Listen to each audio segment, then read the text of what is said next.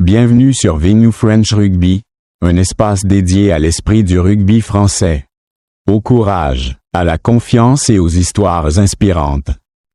Il existe des victoires qui ne se mesurent pas seulement au score, mais qui restent gravées dans les mémoires par la manière dont elles transforment les émotions, la confiance et la perception des limites humaines.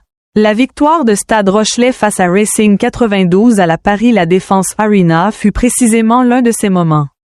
En repensant à l'ensemble du match, ce qui m'a le plus marqué n'est pas simplement qu'une équipe considérée comme inférieure ait battu un adversaire plus fort à l'extérieur, mais surtout la façon dont elle l'a fait, avec calme, résilience, solidarité et une foi inébranlable malgré des circonstances qui semblaient lui être défavorables.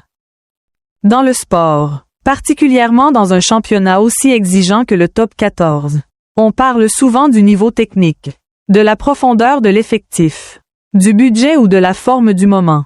Pourtant, il arrive que l'esprit collectif soit le véritable facteur décisif. La Rochelle abordait ce match sous une énorme pression. L'équipe savait que pour continuer à espérer une place en play-off, elle devait accomplir ce qu'aucun club n'avait réussi jusque-là cette saison, battre Racing 92 sur son propre terrain. Rien que cela suffisait à mesurer l'ampleur du défi. Racing 92 ne possédait pas seulement une grande qualité de jeu, mais aussi un avantage à domicile presque absolu. Une équipe invaincue chez elle donne toujours l'impression d'être impossible à faire tomber. Pour beaucoup de clubs, jouer là-bas représente déjà une immense pression psychologique. Pourtant, La Rochelle est entrée sur le terrain avec l'état d'esprit d'un groupe qui croyait encore en ses chances. Elle n'était pas venue pour subir, ni pour chercher une défaite honorable, mais pour véritablement se battre. Ce qui m'a impressionné, c'est que cette victoire n'était pas le fruit du hasard. Elle s'est construite grâce à une attitude sérieuse et à l'esprit de sacrifice de toute l'équipe. Au rugby, les courses, les duels et les plaquages exigent autant de force physique que de volonté mentale. Ces détails sont parfois moins visibles que les essais, mais ils révèlent le mieux l'âme d'un collectif. À travers les déclarations de Ronan O'Gara après le match, j'ai senti qu'il n'était pas fier d'avoir créé un exploit, mais surtout du fait que ses joueurs avaient joué les uns pour les autres. Je trouve cela profondément inspirant. Dans la société moderne, les individus sont de plus en plus attirés par la réussite personnelle et les intérêts individuels. Pourtant, les équipes fortes se construisent grâce à l'unité. Quand chacun accepte de sacrifier une partie de son confort ou de ses intérêts pour un objectif commun, le collectif devient différent. La Rochelle m'a donné cette impression.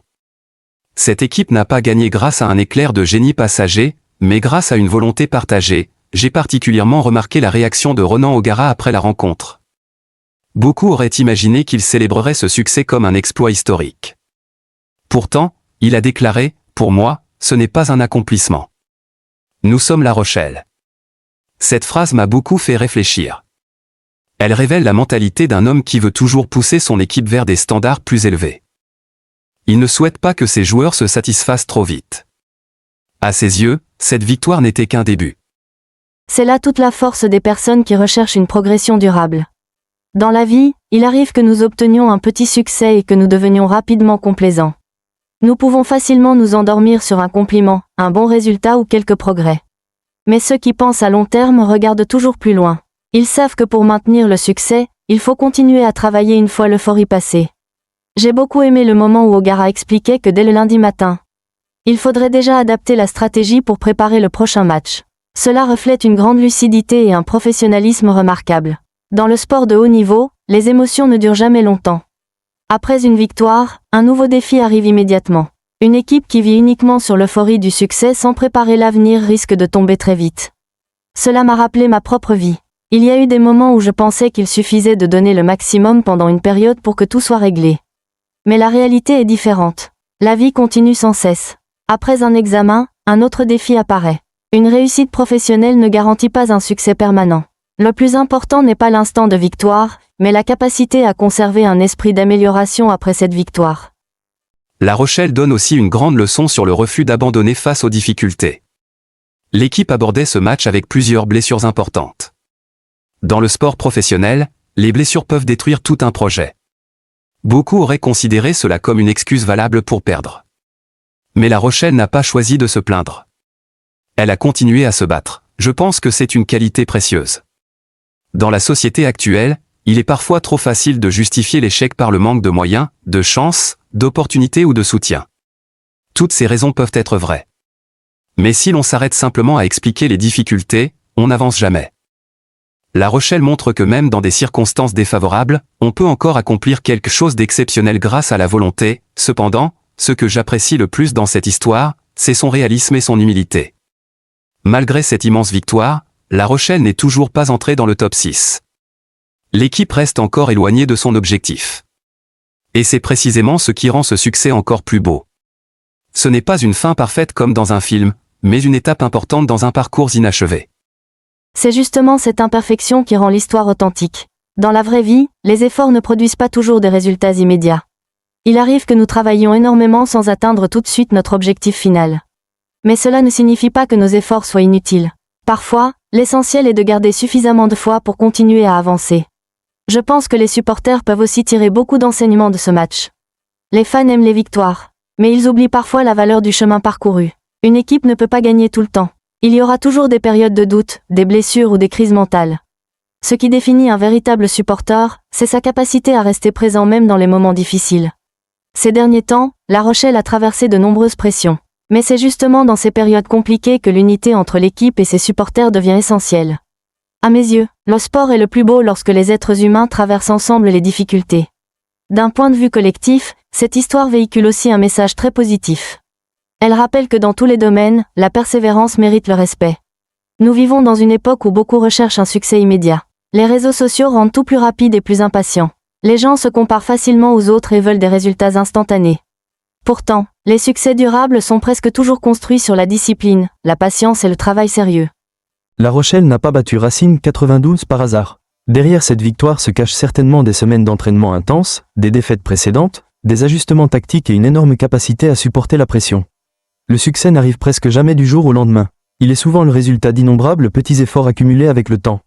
Une autre chose qui m'a fait réfléchir est la manière dont les médias et les spectateurs réagissent face aux résultats inattendus. Quand une équipe crée la surprise, on parle facilement de « miracle » ou de « séisme ». Pourtant, ces mots peuvent parfois minimiser le travail réel accompli. La Rochelle n'a pas gagné grâce à la chance. Elle a gagné parce qu'elle s'est battue avec le bon état d'esprit. Je pense que nous devrions apprendre à regarder le succès des autres avec davantage d'équité. Derrière chaque réussite se cachent souvent des sacrifices invisibles. Un match dure 80 minutes, mais la préparation peut prendre plusieurs mois.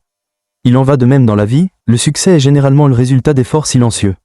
En observant la réaction d'Ogara, j'ai également perçu les qualités d'un grand leader. Il n'a jamais transformé cette victoire en triomphe personnel. Il a constamment mis en avant les joueurs, les sacrifices collectifs et l'idée de jouer les uns pour les autres. Un véritable leader ne cherche pas à être au centre de la lumière, il cherche à rendre son équipe plus forte. Cela me fait penser au monde des études et du travail aujourd'hui. Un groupe progresse réellement lorsque chacun se sent respecté et utile. Les leaders capables de motiver leurs équipes et de maintenir l'attention sur un objectif commun obtiennent souvent des résultats plus durables que ceux qui dirigent uniquement par l'autorité ou la pression. Ce match montre aussi ce qui rend le sport si fascinant. Si les résultats étaient toujours décidés à l'avance sur le papier, le sport perdrait toute sa magie. C'est justement la possibilité de la surprise qui pousse les gens à continuer d'y croire. Une équipe considérée comme plus faible peut encore gagner si son état d'esprit est plus fort.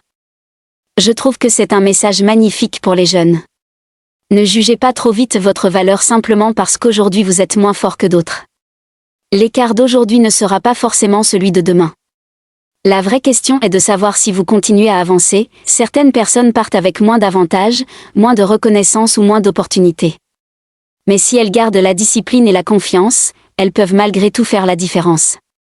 La Rochelle dans ce match ressemble à un rappel. Parfois, la plus grande limite ne vient pas de l'adversaire, mais de nos propres pensées. J'ai aussi compris que le sport peut transmettre de puissantes valeurs éducatives lorsqu'on regarde au-delà du simple résultat. Un match ne se résume pas à gagner ou perdre. Il montre comment les êtres humains affrontent la pression, réagissent aux doutes et préservent leur confiance dans les moments difficiles.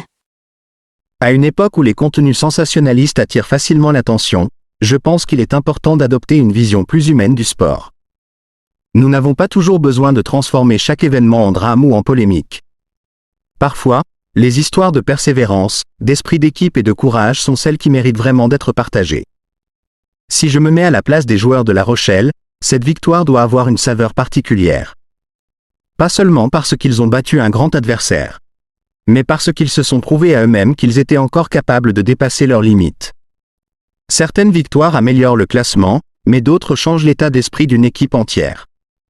Et parfois, l'aspect mental devient l'élément le plus important dans le sprint final d'une saison.